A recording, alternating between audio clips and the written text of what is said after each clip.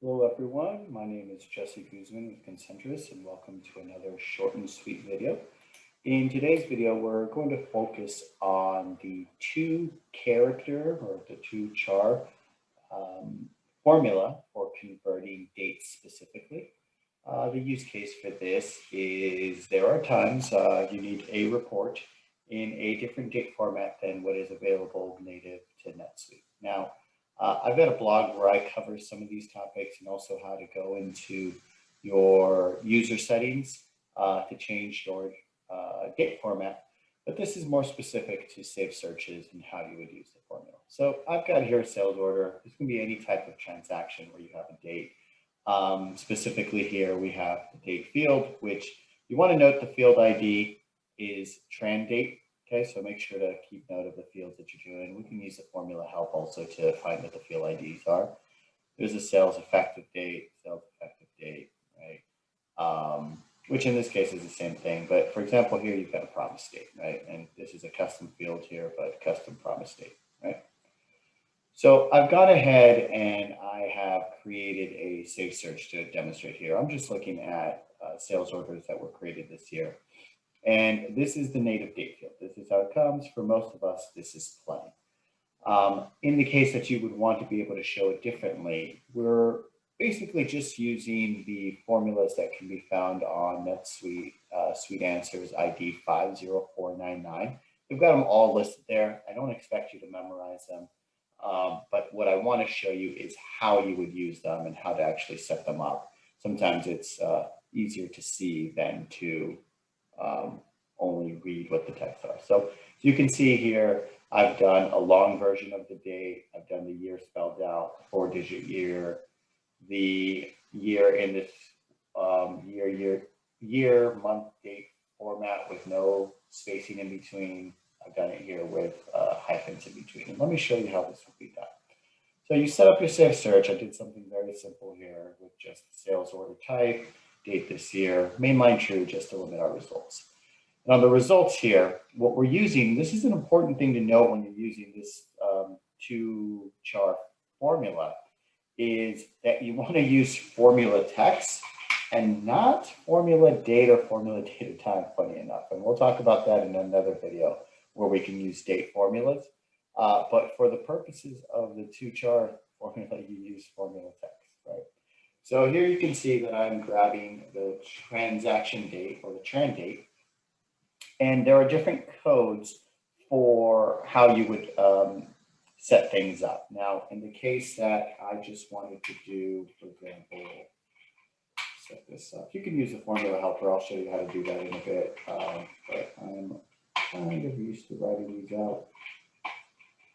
Let's say you just want to see, we want to flip this around. Instead of, we want to do day, month, and we want to do the year this way. You can do basically anything that you like here. Close parentheses. And then we're going to say this is our day, month, year. Okay, I like to put a custom label there just so that we know what we're looking at. Go ahead and add it. I'm going to go save and run. And there you are. You see, we put the days first, month, the year, right? And I will show you how to use the formula helper here. So let's just use the formula text field. And let's open this up here. Okay. So like I said, you can find all the functions here with the formula helper, but sometimes, at least personally, I know, when I put this in, I'm not sure what to put where. So this is just an easy way to set it up for you and let you see how this would be used, right? So I'm going to actually close this out. And what I want to do is I'm going to grab this formula here and then start with that as my base. But the important part that I want to find is I want to do this promise date, custom body. Good. So I've got my formula field there. I'm going to grab this custom field and replace the tran date with the custom promise date. And I think I have double squiggly brackets there. So let me get rid of one of the squigglies. Go ahead and set this. You notice now it's a different date. We're going to go save and run. Apologize there.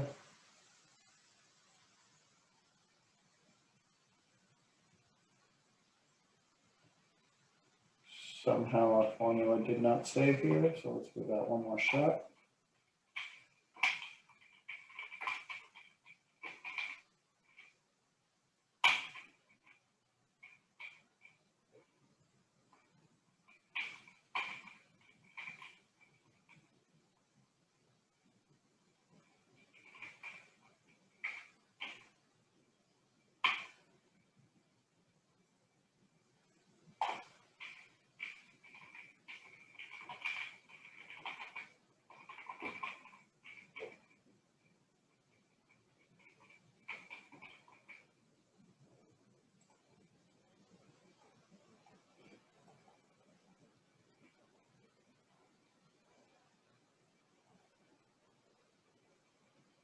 And there you have it. You notice the date is slightly different. This is the promised date.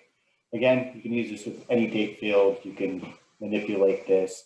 Like I said, there are a whole lot of different types of dates. Keep in mind that you can use the two-char formula to also work with time. In the case of transaction date, recall that transaction date does not have a time, but let's say, for example, we take today's date.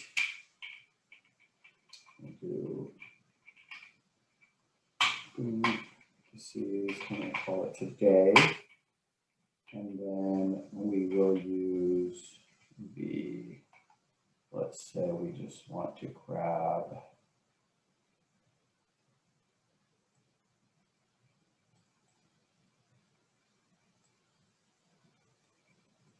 the hour of the day in a 24-hour format.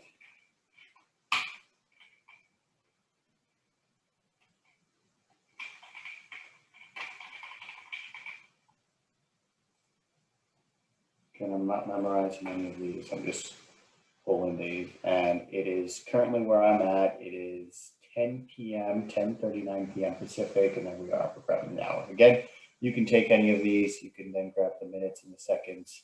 I can show you how I could easily manipulate this to show exactly what time it is right now when I take this. So I'll simply use my colons, add minutes. Let's say I want to see seconds as well.